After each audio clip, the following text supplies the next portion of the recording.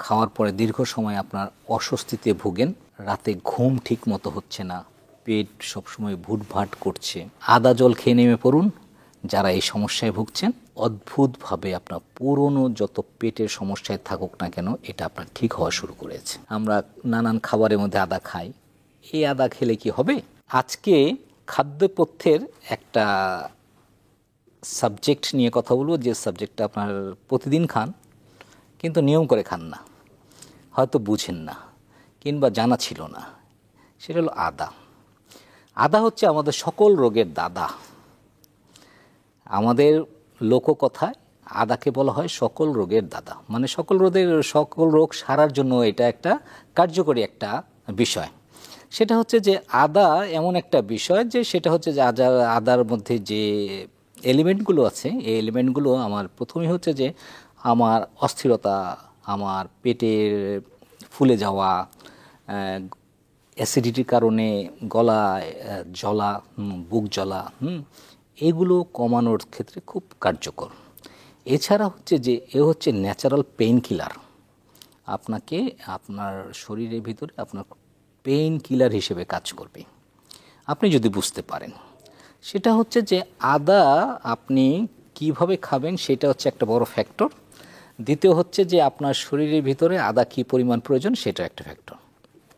সেটা হচ্ছে যে যারা অ্যাসিডিটি, পেটের সমস্যা এবং খাওয়ার পরে পেট ফুলে যাচ্ছে, তারপরে হচ্ছে যে দীর্ঘদিন আপনাকে টক ঢেকুর আসছে, আপনার খাওয়ার পরেই আপনার খাওয়ার অস্থির লাগে, এবং আপনি দীর্ঘ সময় আপনার খাওয়ার পরে দীর্ঘ সময় আপনার অস্বস্তিতে ভোগেন এবং বাউল ক্লিয়ার হচ্ছে না, অ্যাসিডিটির কারণে আপনার বাউলের শক্ত হয়ে যাচ্ছে, তারপর হচ্ছে যে আপনি রাতে ঘুম ঠিক মতো হচ্ছে না, পেট সবসময় ভুটভাট করছে, এইরকম সমস্যায় যারা আছেন তারা আদা খেতে পারেন।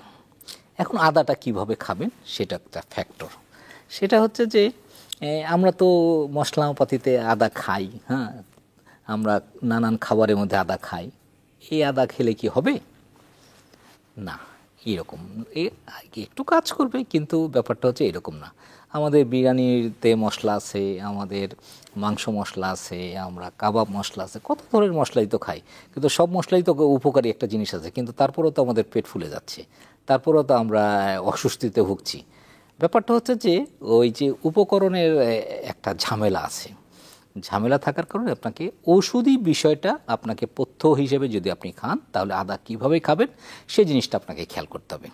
সেটা হচ্ছে যে আপনি যদি পেটের যাবতীয় সমস্যা নিয়ে আপনি ভুগে থাকেন, তাহলে আপনাকে আদাটা খেতে হবে দুপুরে আপনি খাবার পরে আপনি 1 কাপ পানি নেন, পানির মধ্যে 1 ইঞ্চি পরিমাণ আদা ছেঁচে এটাকে চায়ের মতো জাল দিন। চায়ের মতো জাল দিয়ে তপ্ত হয়ে গেল আপনি এটাকে সিম্পলি আপনি চায়ের মতো খেতে পারেন। যদি আপনার ডায়াবেটিক না থাকে, এটার মধ্যে একটু মধু মিশিয়ে নিতে পারেন। খেলেই আপনি দেখবেন যে অদ্ভুতভাবে আপনার পুরনো যত পেটের সমস্যায় থাকুক না কেন, এটা আপনার ঠিক হওয়া শুরু করেছে।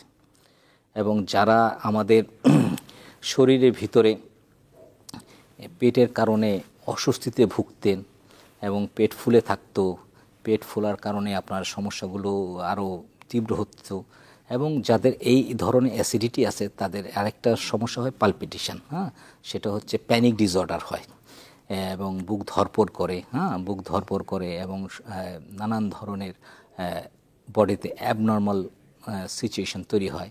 এইরকম যাদের হয় তারা কিন্তু এই আদা জল, আমাদের আয়ুর্বেদের ভাষায় বলা হয়, এই আদা জল খেয়ে আপনি কিন্তু দেখেন না, আমাদের একটা লোককথা আছে, আদা জল খেয়ে নামা। আদা জল খেয়ে নামাটা মানে কি? মানে আদা জল খেয়ে নামা হচ্ছে যে আদা জল খেয়ে নামা মানে হচ্ছে যে আপনার শরীরের ভিতরে এমন শক্তি থাকবে যে আপনি আদা জল খেয়ে নেমেছেন, আপনি ওইখানে জয়ী হবেন কিংবা আপনার কাজটা সাকসেসফুলি হবে।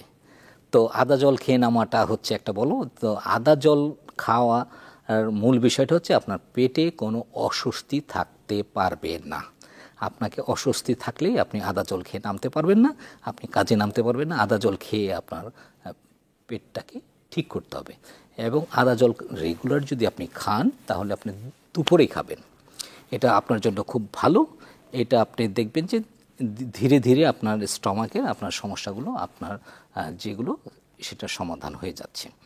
অনেকে আছে যে যে তার নানান পেটের সাথে কিছু ব্যথা, শরীরের ভিতরে ব্যথাও কাজ করছে, শরীরের ভিতর মাসেল ব্যথা আছে, তারা রাতে খাবেন।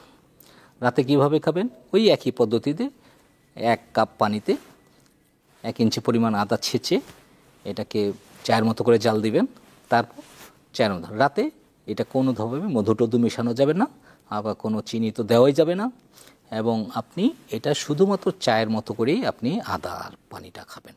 দেখবেন যে আপনার আদা জল খেয়ে নামার মতো অবস্থা আপনার ঠিকঠাক হতে থাকবে, আপনার মাসল পেইন কমে যাবে এবং ব্যথাগুলো আস্তে আস্তে রিডিউস হতে থাকবে।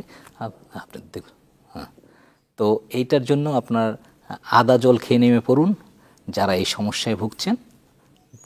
দেখবেন যে আপনার আদা সত্যি সকল রোগের দাতা।